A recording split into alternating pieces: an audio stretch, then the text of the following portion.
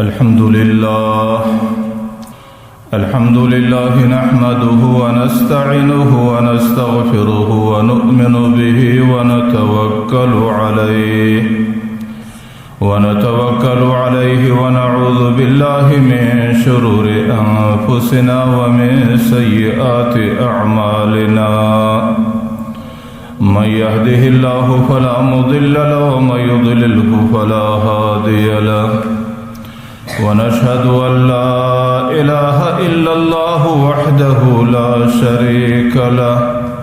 ونشهد أن سيدنا ومولانا محمدا عبده ورسوله.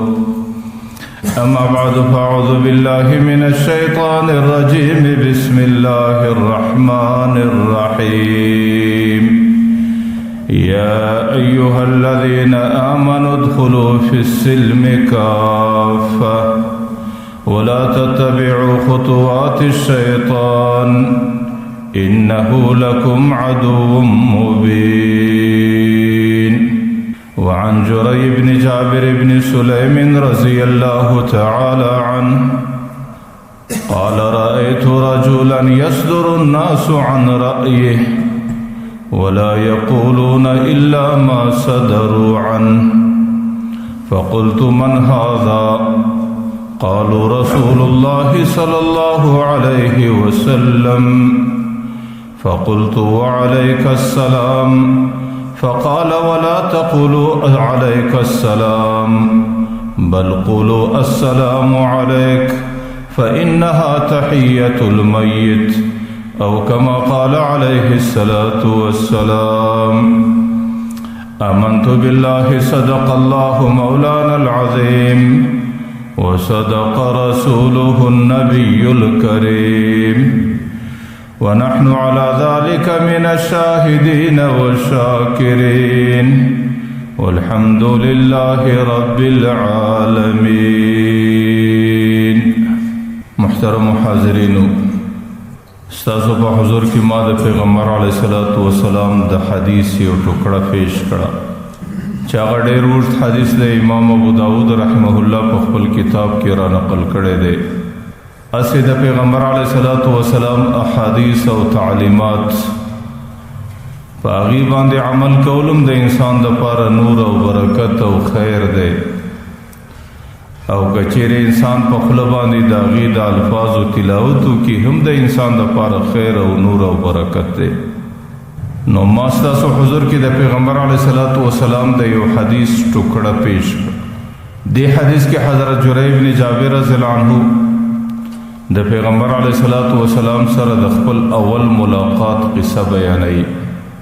حضرت جرير بن جابر رضی الله عنه وايي زه د مدینې منورې په اطرافو کې اوسېدم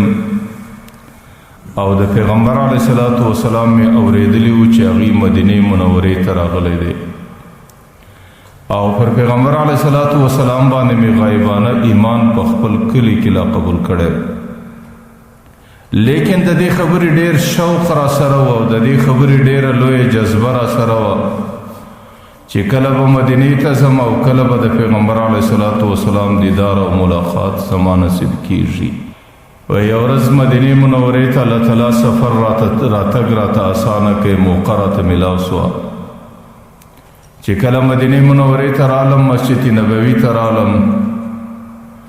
هغه زمانه کې مسجد نبوي عام دشت او د خارو مځکه ده. دې ځای باندې یو سړی ناست دی، پر هغې باندې ډېر خلک راټول دي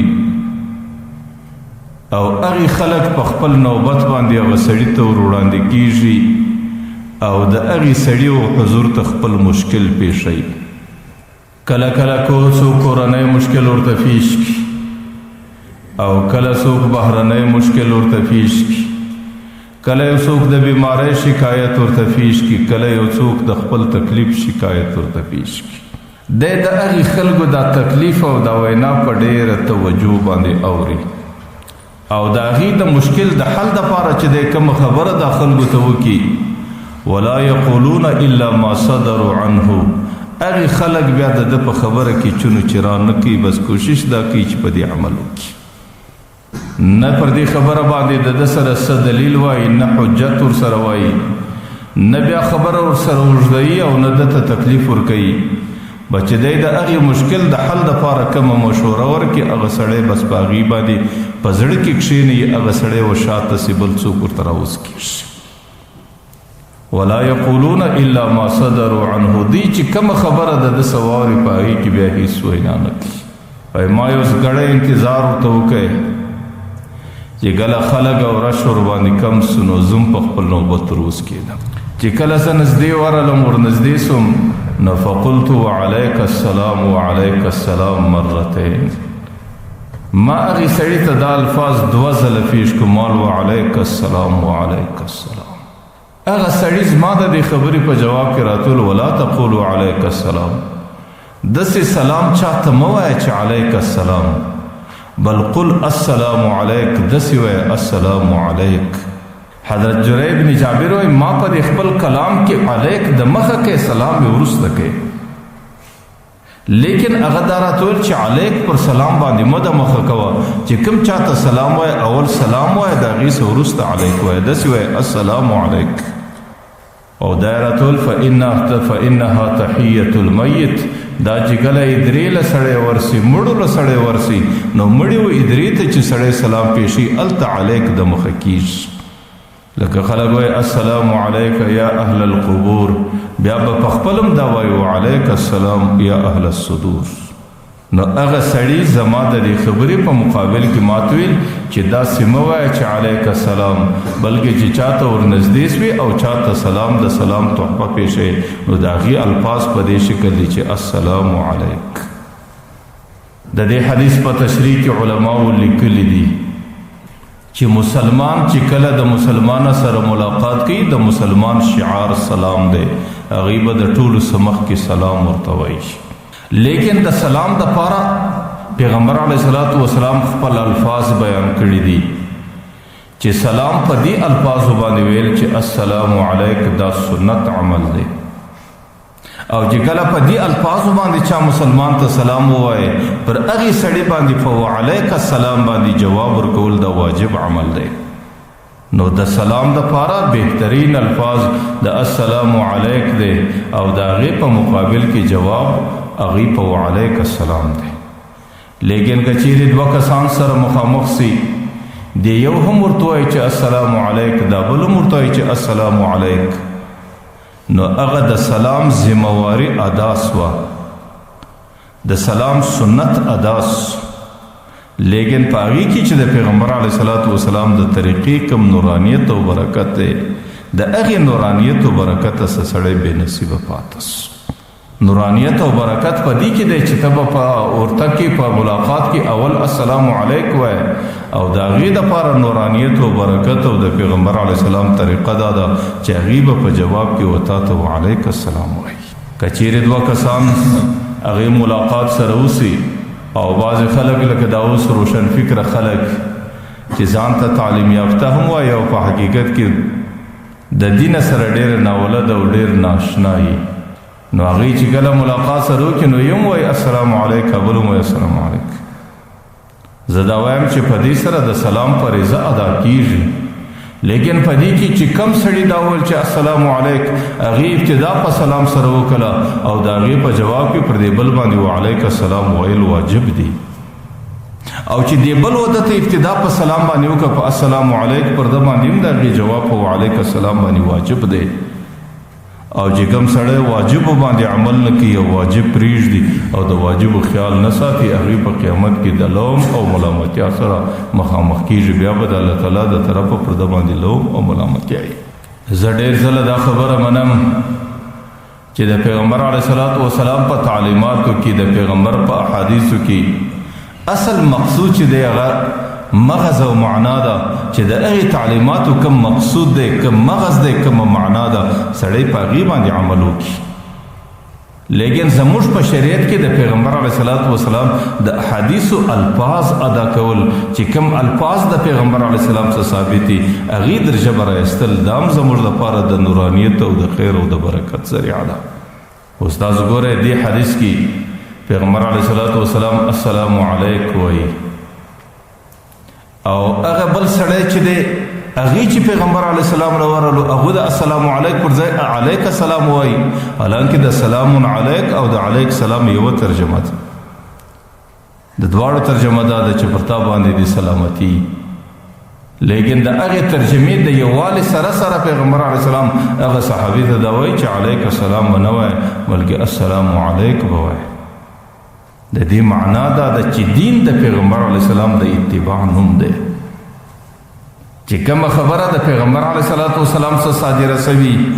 چې کوم الفاظ د پیغمبر علیه السلام سره نقل سوي، چې کومه کلمه د پیغمبر علیه السلام د خوله راوتلي او چې کومه کلمه د پیغمبر علیه السلام هدایت دی، نو په هغې باندې عمل کول در حقیقت د دین حقیقت دی او دا د دین مغز دی او دا د پیغمبر د تعلیماتو طریقه ده چې د دین په الفاظو به هم عمل کوي لکه د دین په روح او په مقصود او په مغز چې سړی عمل کوي. زموږ په دین کې ډېر ځله الفاظ ضروري بلل کېږي. بعضې خلک کله کله هغې پر دې باندې یو خبره وکړي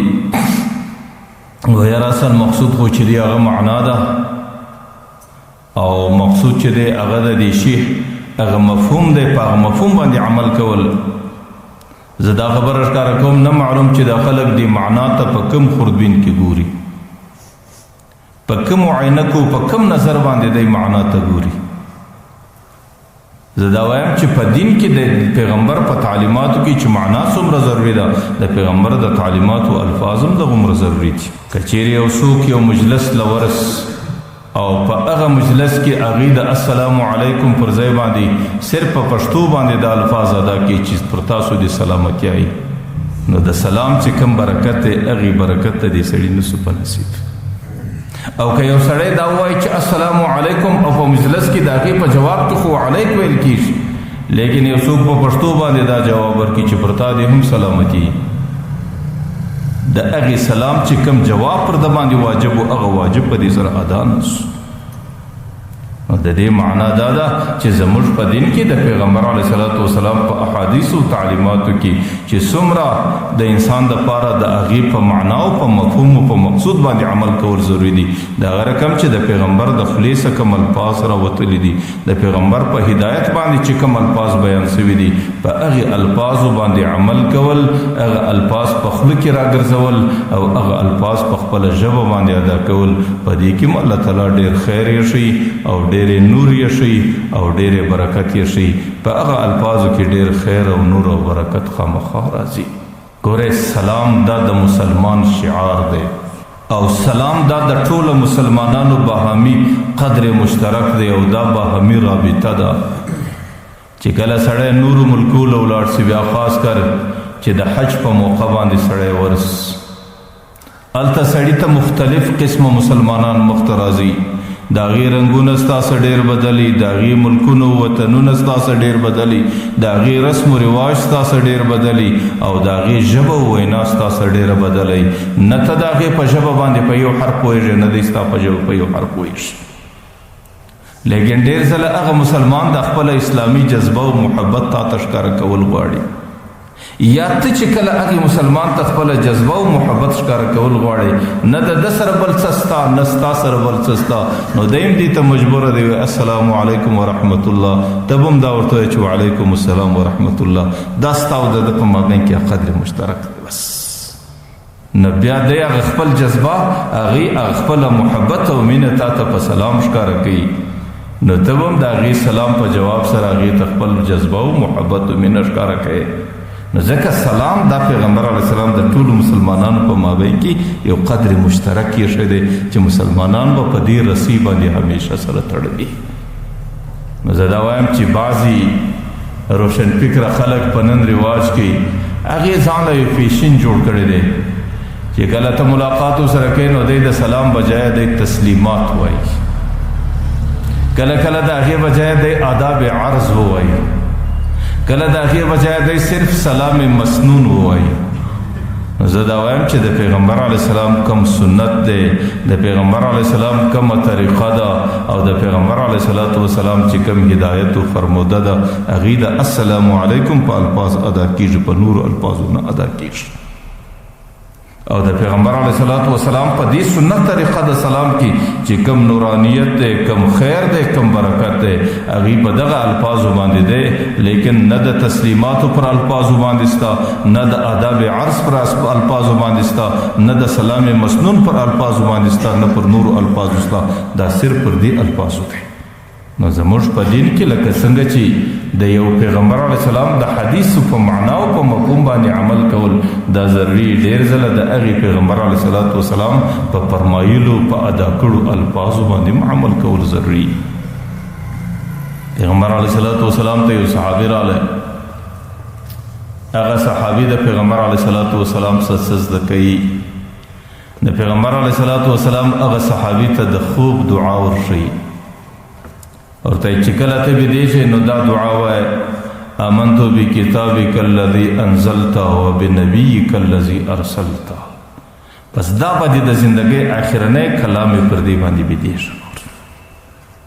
یا الله زما ستا په هغه نازل سوي کتاب باندې ایمان دی او ما ستا په راستول سوي نبي باندې ایمان دی. او د دې څه وروسته بیا سړی سترګې پټول او د دې څه وروسته بیا نور مجلس نه کول. هغه صحابي چې کله ولاړی څو ورځې بعد چې کله رالی نو پیغمبر علیه السلام سره ملاقات وشو. پیغمبر علیه السلام په مجلس کې ورته وویل هغه کومه ورځ چې مې هغه دعا در وښول هغه دعا دې یاده ده؟ هغه صحابي ورته وویل د الله رسول هغه دعا مې یاده ده. پیغمبر علیه السلام ورته وایي ته راته ووایه. هغه صحابي د دعا په دې الفاظ ورته وویل: آمنت بکتابک الذي انزلت وبرسولک الذي ارسلت. صرف د نبی د لفظ پر ځای رسول یاد کړه. پیغمبر علیه السلام هغه صحابي دستي را وګرځاوی، ورته یې برسولک الذي ارسلت به نه وایه بلکې داسې به وایه وبنبیک الذي ارسلت. حالانکه چې سړی د دې رسول او د نبی معنا راواخلي، د رسول او د نبی مراد راواخلي، د رسول او د نبی اصطلاحي معناګانې راواخلي، د رسول مرتبه در نبی ډېره لوړه ده. لیکن پیغمبر علیه السلام برته پر رسول باندې هغه صحابي راګرځي، بلکې داسې ورته وایي د رسول پر ځای به برته نبي وایه ځکه ما تا ته وبنبیک الذي ارسلت درښولی دی. نو زه د ډېر ځله دا وایم چې د پیغمبر علیه السلام په تعلیماتو چې سړی عمل کوي لکه څنګه چې په هغه تعلیماتو کې معنا او مفهوم مقصود دي، او ډېر ځله د پیغمبر هغه الفاظ ادا کول، هغه الفاظو کې چې کوم نور و برکت دی، په هغې کې چې کوم خیر دی او په هغې کې چې کوم نورانیت دی، بیا په نورو الفاظو کې هغه نورانیت سړی نشي پیدا کولی. حضرت ډاکټر عبدالحی رحمه الله ډېر حکیم انسان تیر شوی دی.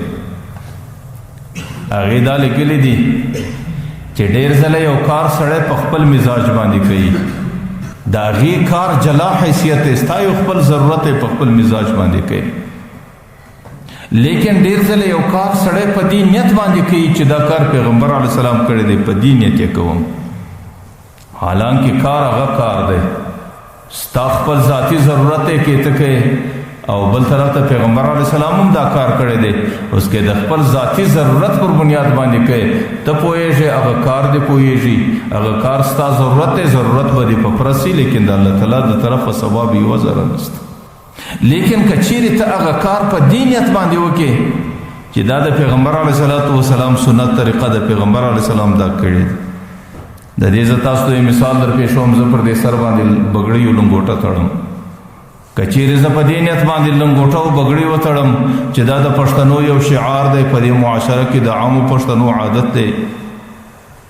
یا دا د علماو یو شعار دی، د علماو په مابین کې په خولۍ کې کښېنستل مناسب عمل نه دی، نو په دې وجه زه په لنګوټه ښه ایسېږم، نو ځکه زه دلته لنګوټه تړم. دا زما کار دی، پر دې باندې بس ټیک ده، زما هغه لنګوټه تړل زما پیشن سو هر څه چې سو پر دې باندې الله تعالی ماته ثواب نه راکوي.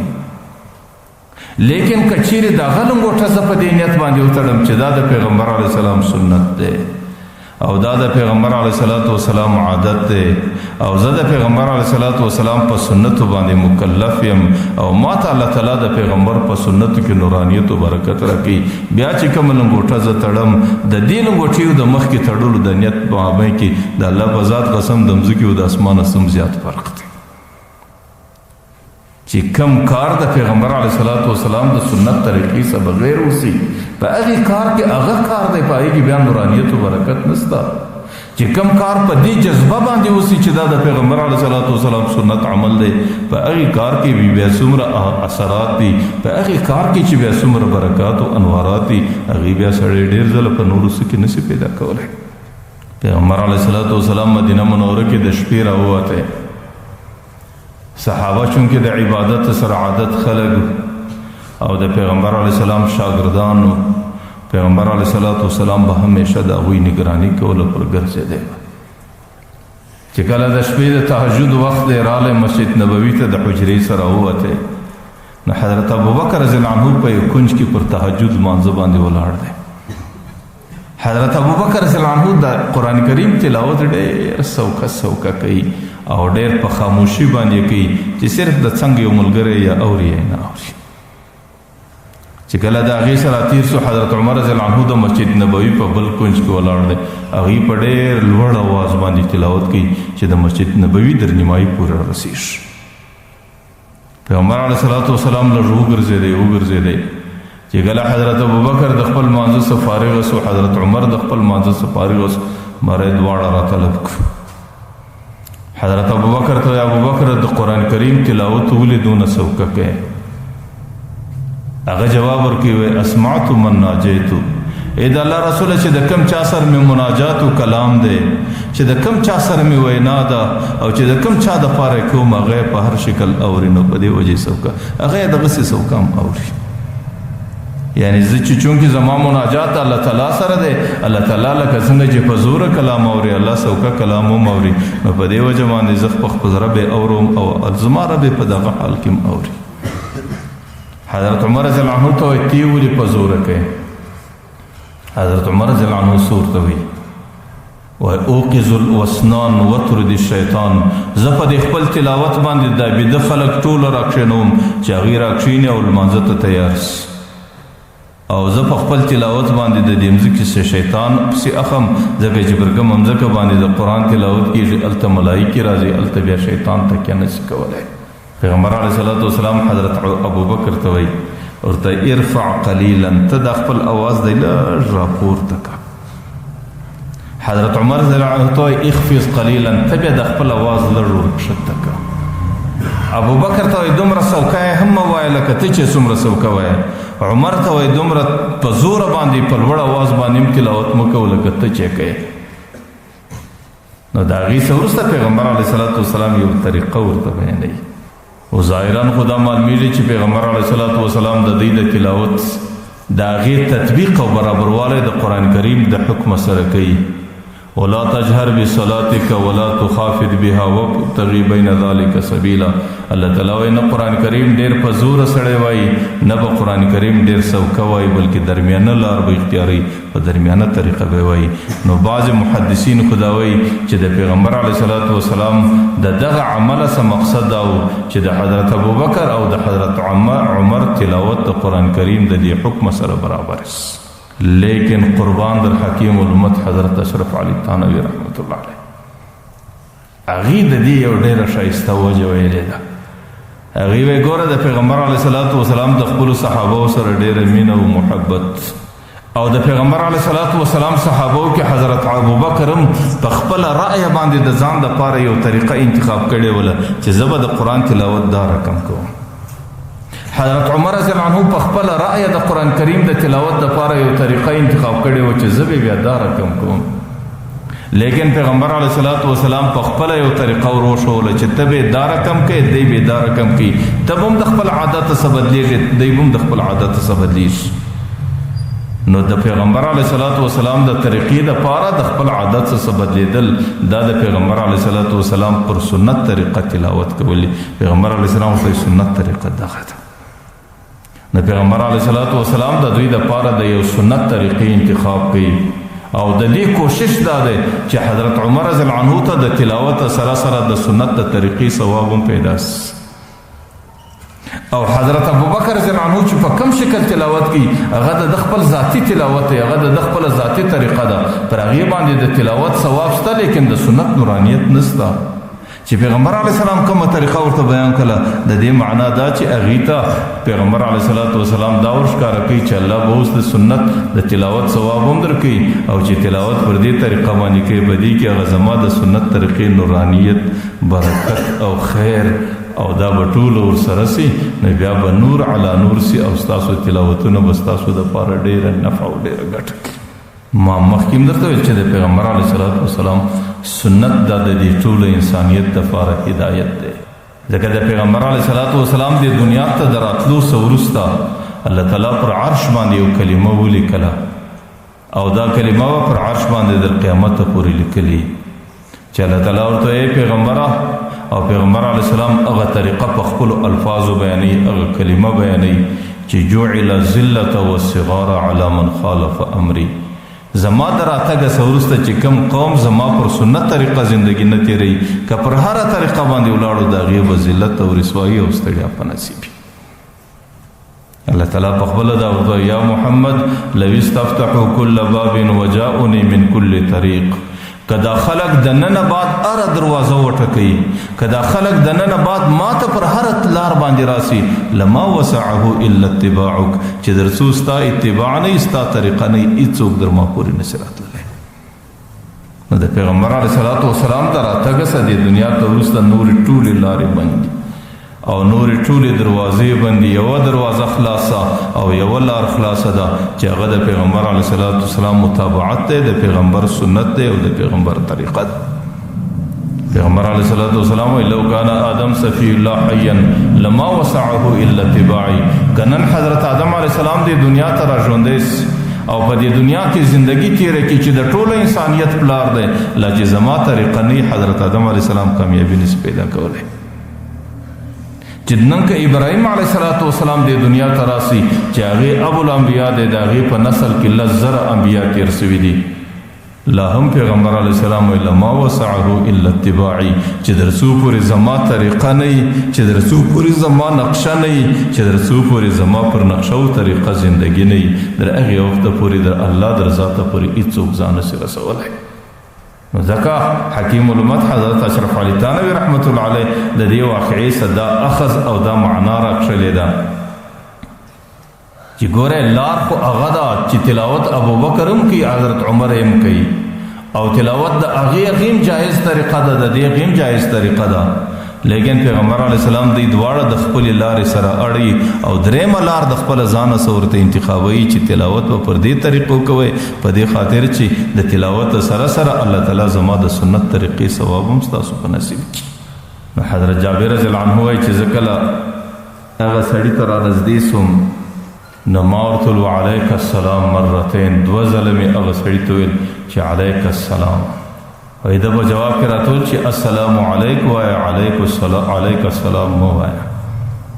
چې کله دا خبره سره خلاصه شوله دویمه پوښتنه مې ځینې وکړه ما ورته ویل انت رسول الله ته د الله رسول یې ده راته ویل چې و زه د هغه رب رسول یم چې کله ته په مشکلاتو کې راسې هغه رب خپل ځان ته راوبولې او ستا د مشکلاتو د حل دپاره هغه رب کافي دی زه د هغه رب رسول یم دې کې د مشرکانو یو عادت مشرکانو به دا عادت و چې کله به په تنګسه کې رالو نارې به د الله پر نامه باندې کولې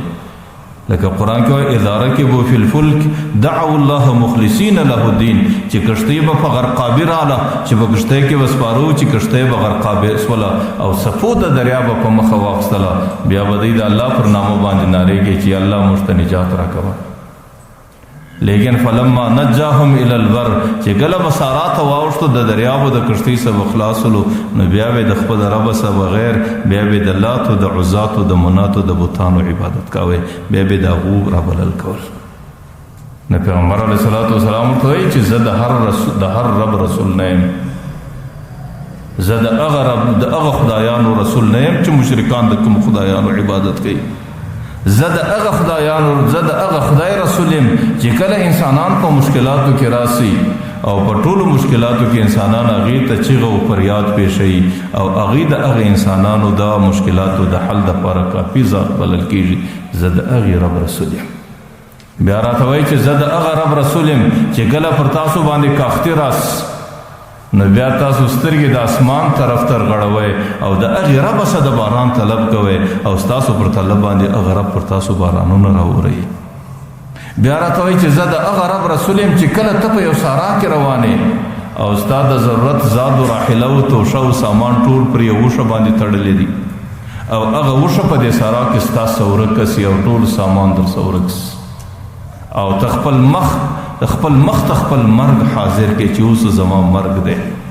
نه زما سره اوبه پاته دي، نه زما سره خوراکه پاته ده او نه زما سره څه سامان پاته دی او بټې ویبان دی او په دې کې زما او د مرګ په مابین کې نور څه نسته. نو په دغه وخت کې چې کوم رب ستا مرسته کوي او ستا کومک کوي او تا ته نجات درکوي او ته د کوم رب پر نامه باندې چیغه کوې زه د هغې رب رسول یم. چې کله د دا خبرې راته وکړې د هغې څه وروسته ما ورته ویل اعهد الیه،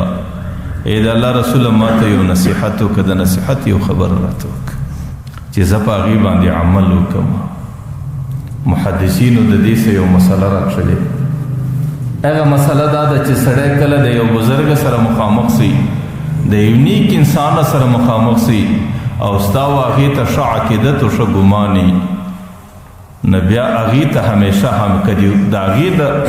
مصروفیاتو وخت نه یا د هغې سره موقع وله د عام مجلس پر ځای دا ورته وایه چې سړی ما ته یو د نصیحت خبره وکړه، ځکه کله کله ته په دې طلب د نصیحت کې ډېر مخلص او ډېر په اخلاص او ستا د اخلاص په برکت باندې کله د هغې بزرګ په زړه کې الله تعالی داسې وینا ور واچي چې د هغې معمولي وینا و تا ته وسي، د هغې په وجه ستا په ټوله زندګي کې انقلاب و بدلون راسي. ځکه دا یو حقیقت دی چې د بزرګ په ذات کې څه نسته، بدلون راوستونکی الله تعالی دی، د انسانانو د زړو اړونکی الله تعالی دی، د انسانانو په زندګي کې بدلون راوستونکی الله تعالی دی. لیکن کله کله د یو انسان په زړه کې ډېر اخلاص او ډېره مینه وي او د الله تعالی فیصله د ده پر اخلاص او پر طلب باندې کېږي چې دی په ډېر اخلاص او په طلب د هغې بزرګه څه پوښتنه وکړي چې ما ته یو د نصیحت کلمه ادا کړه، الله تعالی د هغې په وجه باندې د هغې پر اخلاص باندې د خپل عرشه څه د هغه بزرګ په زړه کې یو داسې وینا ور واچي چې د هغې د خولې څه تا ته هغه وینا وسي او ستا د ټولې زندګۍ بس مغفرت به وسي او ستا د ټولې زندګۍ د ګناهو څه پرهیز به وسي.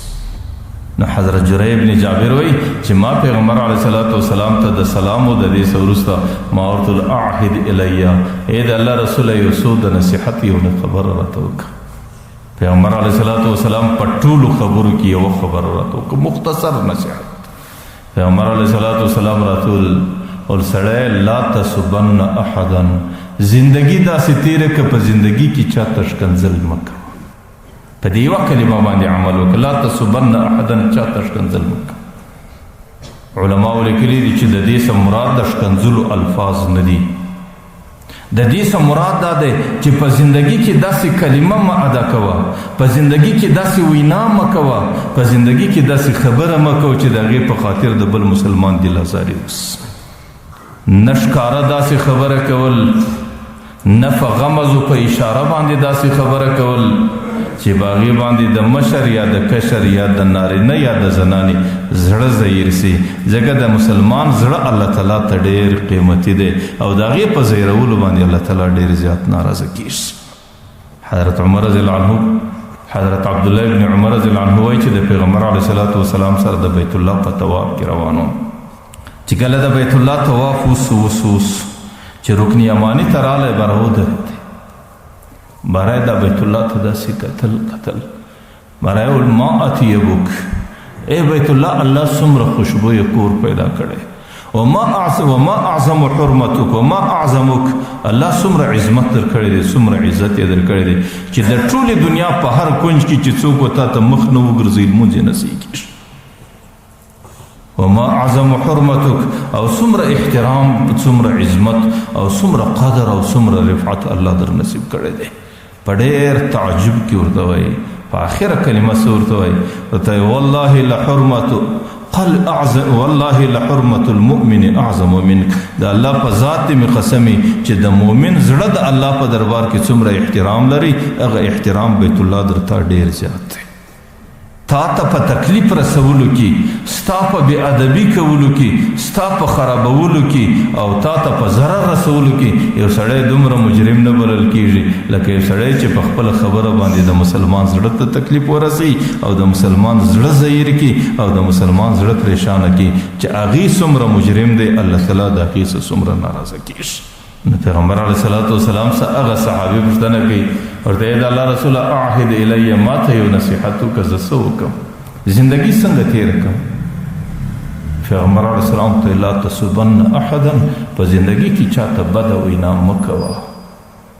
حدیث شریف دی اذا تصابت امتی، چې کله په دې امت کې ښکنځل عام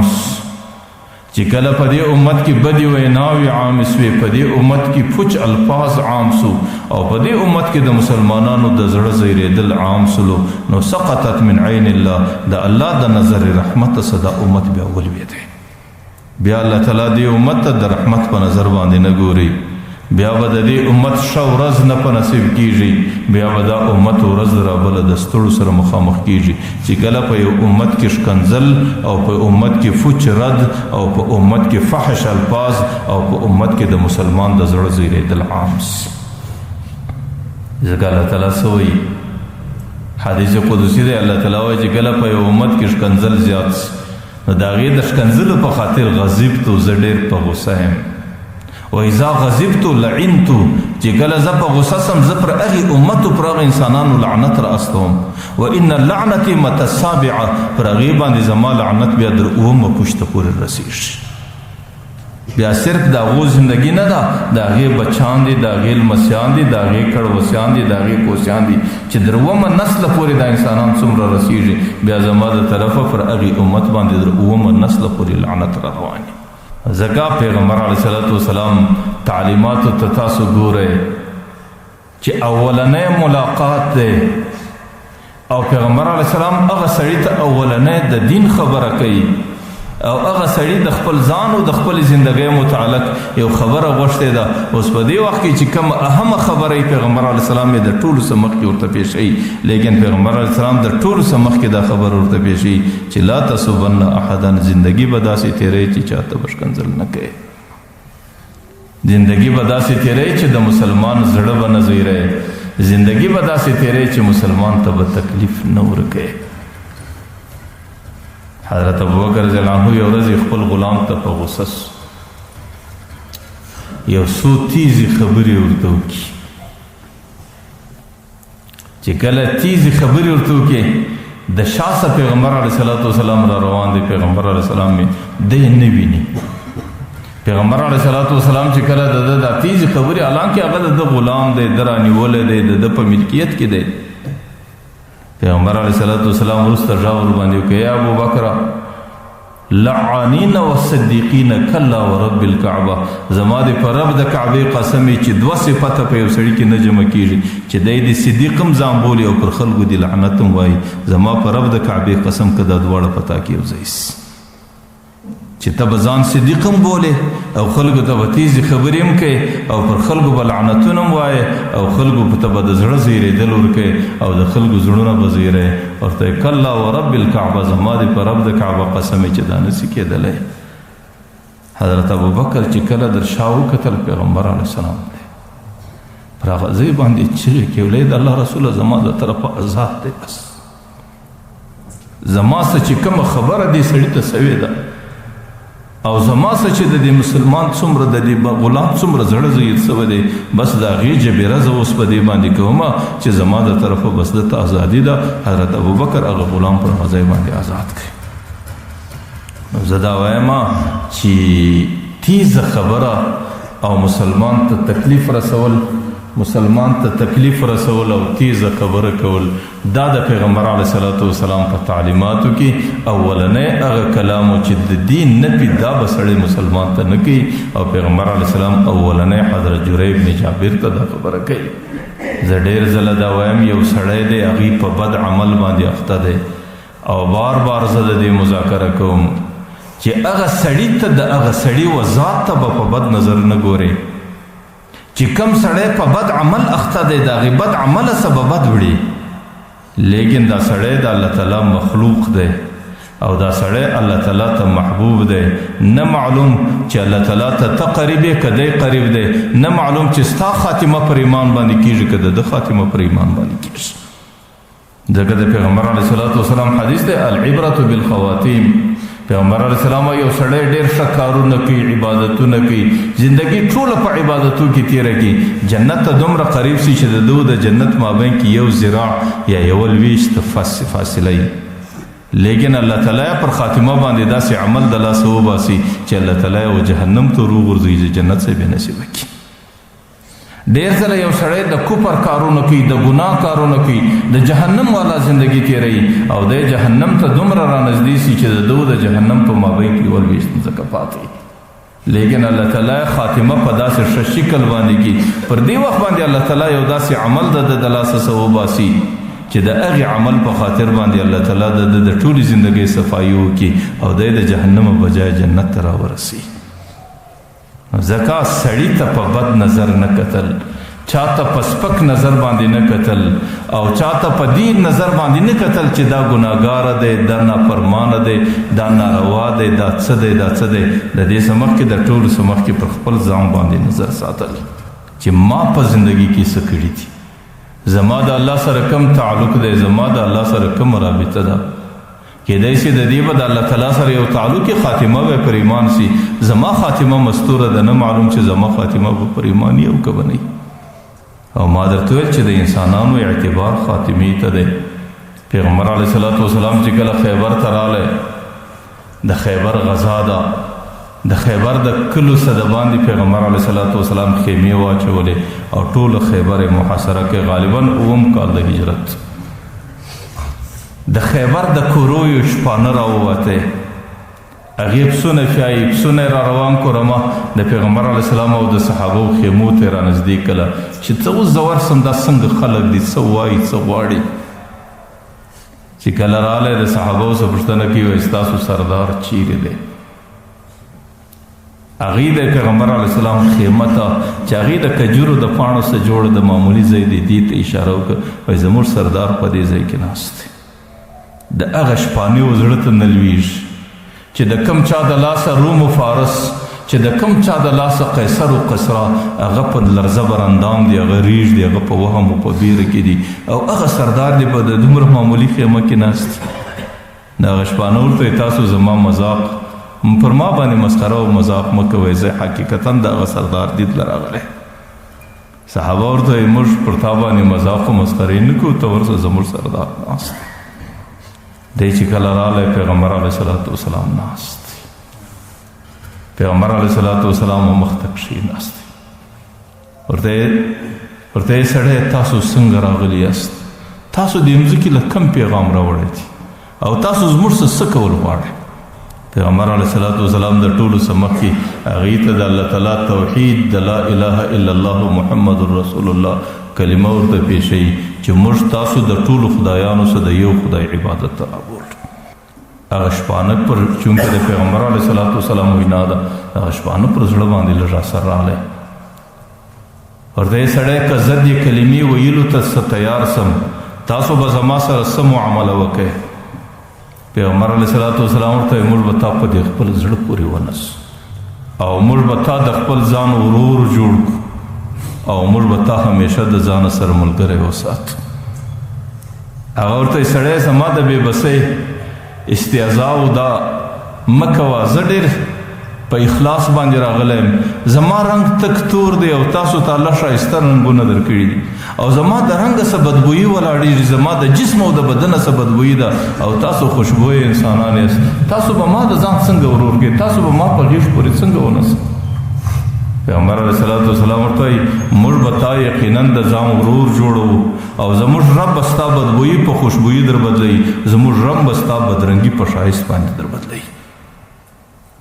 هغه صحابي در خبرو ډېر لاندې راغلی، اخر دې کلمې ویلو ته تیار سو، ورته لا اله الا الله محمد رسول. پیغمبر علیه الصلاة والسلام ته ورته اوس څه وکړم؟ پیغمبر علیه السلام ورته نه اوس د لمانځه وخت دی چې زه په تا باندې لمونځ وکړم، نه اوس د روژې میاشت ده چې زه تا ته د روژې خبره وکړم، او نه اوس د حج شپې دي چې زه په تا باندې حج وکړم. په دې وخت کې نه زه اوس د زکات نه ته دونه مالدار چې زه تا ته د زکات خبره وکړم، ورته دې وخت کې یو عبادت ستا او مخ ته چې هغه د تورو په سایو کې ادا کېږي چې هغه جهاد فی سبیل الله دی. دې وخت کې دا زموږ او ستاسو مخ ته دی. هغې چې کله د جهاد خبره واورېده ورته جهاد ته چې سړی ورودانګي وغورځي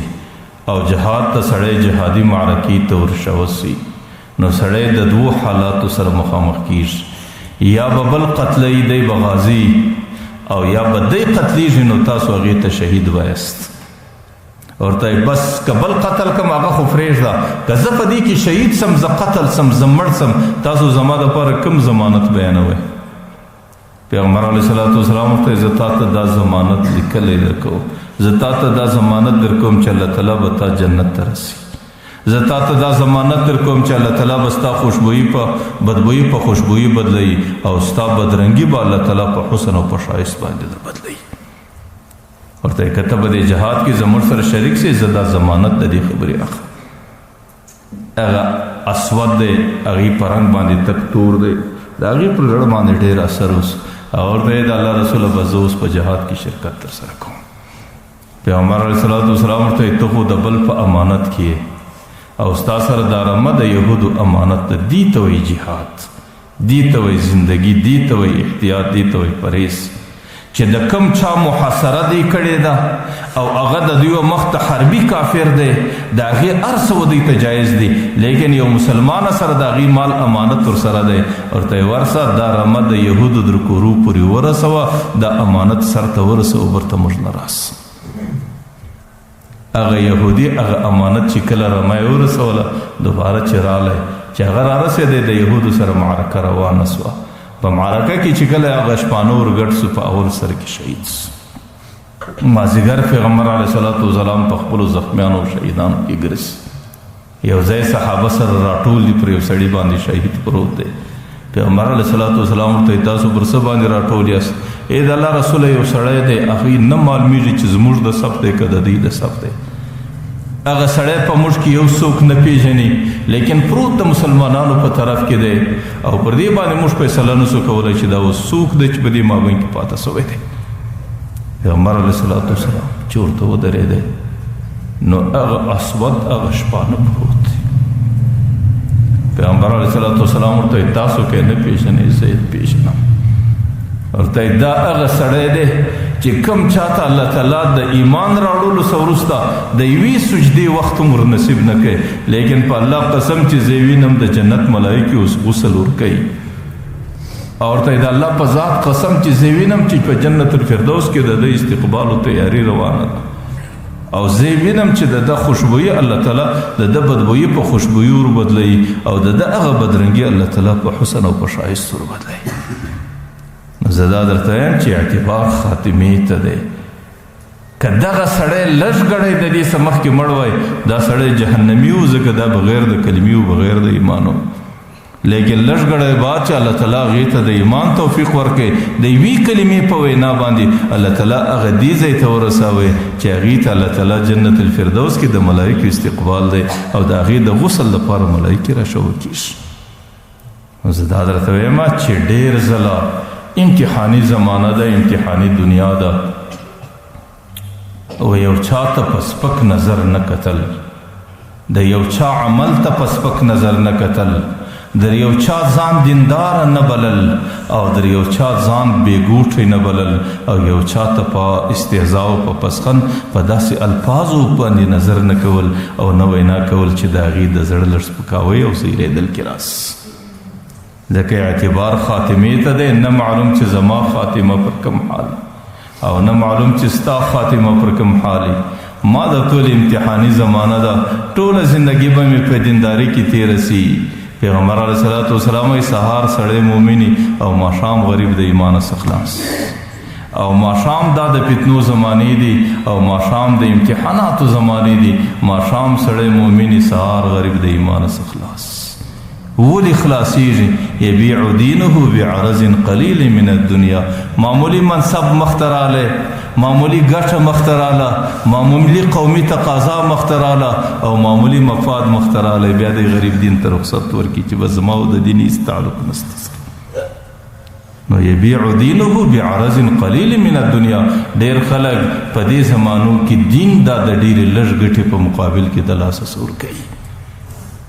ځکه چاته په سپک نظر نه کتل، نه زما سره دا ضمانت ستا چې زما خاتمه به څنګه وي، نه ستا سره دا ضمانت ستا زه به تا ته په ښه نظر باندې ګورم چې کیدای شي د ده خاتمه پر ایمان چې زما هغې نه ده معلومه، ته به ما ته په دې نظر باندې ګورې چې کیدای شي د ده خاتمه پر ایمان چې زما هغې څه معلومه ده. حکیم الامت حضرت اشرف علي تھانوي رحمت الله علیه د یو بزرګ خبر را نقل کړی. د هغه بزرګ باندې د کلي نوجوانانو استهزا او پسخند کاوی. لکه ډېر ځله کله کله بعضې اوباش خلکي هغې آزاد طبیعته خلکي چې کله یو بوډا او یو بزرګ پر باندې راسي نو بیا دوی د خپل مجلس تازګي په دې کې بولي چې پر هغه بوډا او پر یو بزرګ باندې یو مسخره او ګپه وکړي. هغه بزرګ را روان دی، بر هغه هلکانو ودراوی. بهرا ورته وایي بابا ته به ډېر ښه یې که به زموږ د کلي سپی ډېر ښه وي. هغه بوډا یو ساعت کې ودرېدی، نه پر دې باندې غصه ورله، نه پر دې باندې خشم ورلی، نه دا خبره لږه بده کړه. ورته وایي بچانو اوس دا فیصله نسم در کولی، د مرګ پر وخت دا فیصله در کولی سم. که چیرې زما خاتمه پر ایمان باندې سوله بچانو بیا خو زه ستی در کلي در سپي ډېر ښه بیا خو به الله تعالی ما جنت له بیایي، لیکن د سپي په قسمت کې جنت نشته. ورته بچانو که زما خاتمه پر حالت د زکندن باندې د ایمانه بغیر وسوله بیا خو ستاسو د کلي سپی پر ما باندې ډېر ښه دی، ځکه د هغې سره حساب و کتاب بیا نشته، د هغې سره جهنم نشته. او که زما خاتمه بغیر د ایمانه سوه بیا خو زما سره حساب و کتاب دی، زما په نصیب کې جهنم دی. نو زه دا درته وایم چې اعتبار خاتمې ته دی.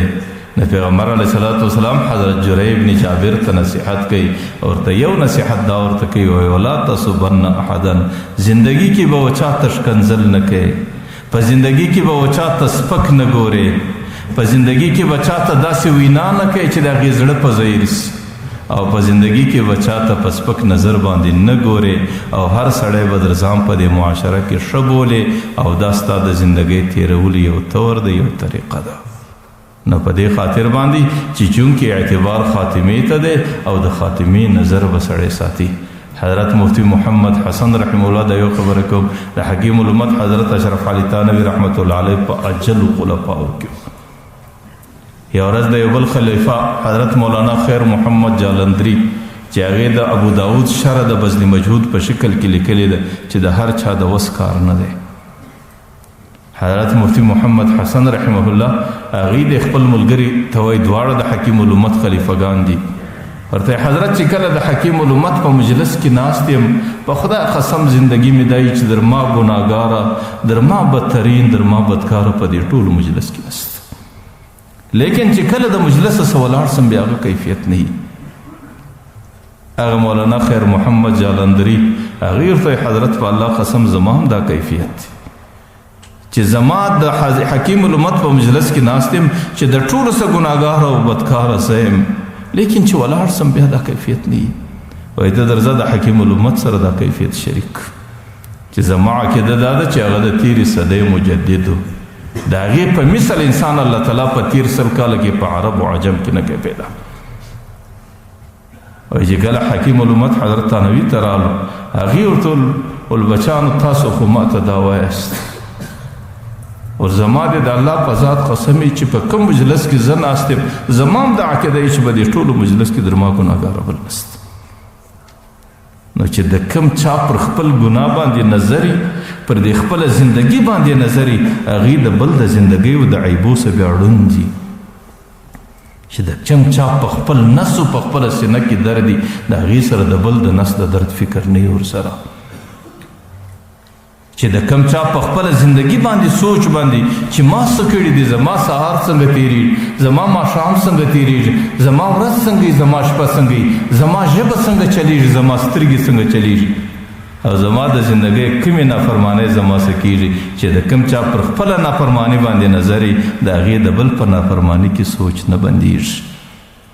او د بل په نافرمانی کې د هغه کم نصیبه سوچ باندې چې کم څوک د خپل ګناو څخه خبري چې کم څوک د خپل حالاتو څخه غافل وي نو هغه بیا د بل په خبرو کې سوچ بند چې پلان کې خداو کو پلان کې خداو کو پلان کې خداو پلان کې په دې ګناه اخته پلان کې په دې ګناه پلان کې په دې اخته دا هغه کم نصیبه چې کم نصیبه د خپل حالاتو څخه خبري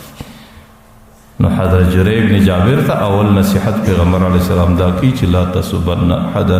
چاته په زندگی کې سپکه خبره نه کوي دویم نصیحت کا زندگی او په بل جمعه کې واخر دعوه